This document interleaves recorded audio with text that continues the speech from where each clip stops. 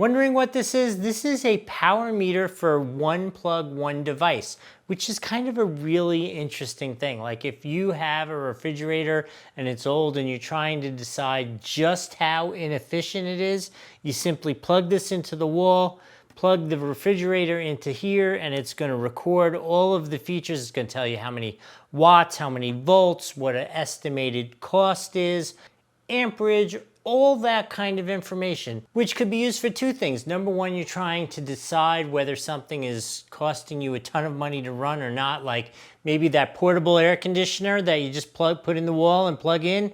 You're curious just how much power it sucks? This is a great answer. Or if you have something that you're not quite sure whether it's getting ready to die on you or not, you know, it's like the lights are flickering or something weird's going on, you could use this and kind of get an indication if it's drawing crazy amounts of voltage or it's like fluctuating, that kind of stuff.